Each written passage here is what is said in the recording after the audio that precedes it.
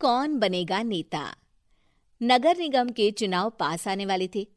पूरे कानपुर शहर में टिकट को लेकर मारामारी शुरू थी, लेकिन सबसे ज्यादा चर्चा में वार्ड नंबर 40 की सीट थी। वो इसलिए क्योंकि इस बार वहां की सीट महिला के लिए आरक्षित थी। अब सवाल ये था कि चुनाव लड़ेगा कौन। इससे पहले ठाकुर साहब वहां से पार्षद थे और इस बार उन्होंने अपनी पत्नी सीमा ठाकुर को टिकट दिलवाई और ठाकुर साहब की शान के कारण सीमा जी ने 20,000 वोटों से चुनाव जीत लिया। अरे बधाई हो सीमा भाभी, अब तो आप वार्ड की पार्षद बन गई हैं।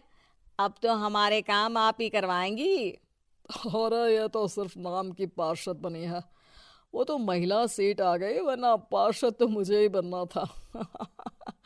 अब भले ही चेहरा इसका होगा, लेकिन पावर तो मेरी ही होगी। अरे वाह भाई साहब, क्या दिमाग लगाया है आपने भी। आइए आप लोग, खाना लगा दिया है सबके लिए। सीमा जी पार्षद बन चुकी थी, फिर भी उनकी एक ना चलती। सारे काम ठाकुर साहब खुद ही संभाल लेते और जहां जरूरत पड़ती वहां सीमा जी का अंगूठा लगवा लेते। सीमा जी ज्यादा पढ़ी लिखी भी नहीं थी। एक दिन ठाकुर साहब और सीमा एक प्रोग्राम में जाते हैं। अरे ठाकुर साहब, आप आ गए। ओहो, पार्षद मैडम भी आ गई हैं। स्वागत है आप दोनों का। लगता है हमारे पार्षद फंड का सही इस्तेमाल हो रहा है। चलिए अब उद्घाटन करते हैं। ये लीजिए ठाकुर साहब कैची, आप ही सबसे पहले प्रवेश कीजिए। सब लोग आगे निकल जाते हैं और सीमा जी पार्षद होने के बावजूद भी पीछे खड़ी रह जाती हैं। वो देखती हैं कि वेलकम बोर्ड पर उनका नाम है, लेकिन महिला होने के कारण कोई उनका सम्मान नहीं कर रहा। अगले दिन एक आदमी उनके घर आता है। अरे ठाकुर साहब नमस्कार। कल ना हम नोटिस किए कि हमारा घर तो अवैध है और नगर निगम वाले उसे तोड़ने आ रहे हैं। अरे कुछ कीजिए ना ठाकुर साहब। देखो भाई, मैं तो ज्यादा कुछ कर नहीं सकता, पर अगर तुम सबकी जेब गर्म कर दो तो कुछ हो सकता है। कुल मिलाकर 4 लाख लगेंगे। अरे 4 लाख ठाकुर साहब?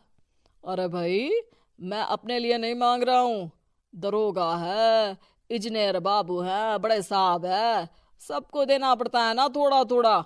बोलो है मंजूर?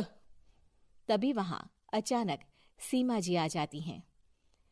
अरे ये आप क्या कर रहे हैं? पहले इन्हीं लोगों से तो आपने वोट मांगे, अब इनसे ही पैसे ले रहे हो।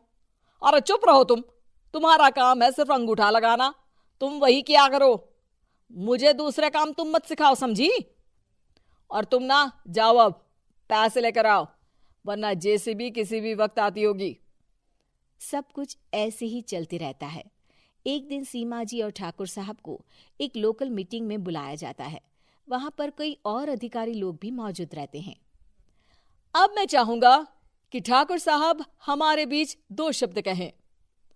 मेरे प्यारे भाइयों और बहनों, आज मेरा सौभाग्य है कि मैं आप सबकी सेवा दिन रात कर पा रहा हूं। आपने मेरी पत्नी को भारी मतों से जिताया है, इसलिए मैं आप सभी का शुक्रगुजार हूं। मैं आप सबसे वादा करता हूं कि हमेशा की तरह हमारे वार्ड में किसी को कोई तकलीफ नहीं आने दूंगा। सभी लोग तालियां बजाने लगते हैं। अब मैं माननीय पार्षद मैडम को स्टेज पे बुलाना चाहूंगा। अपने नाम को बुलाया सुनकर सीमा जी एकदम चौंक जाती है।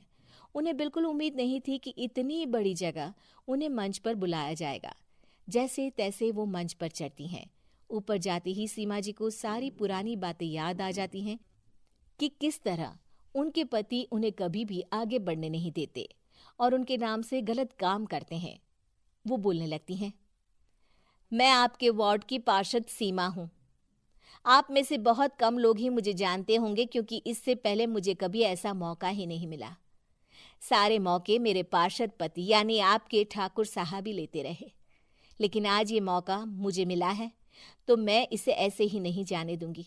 मैं आपको ये बताना चाहती हूँ कि आपके ठाकुर साहब मेरे नाम की आड़ में गैर कानूनी काम करते हैं, जिस पर अंगूठों के निशान मेरे होते थे। इसीलिए मैं अपनी गलती मानती हूँ और आज अपने पद से इस्तीफा देती हूँ, ताकि आगे से कोई गलत काम ना हो पाए। अब फैसला आप सबके हाथ में है कि आप हमें क्या सजा देना चाहते हैं।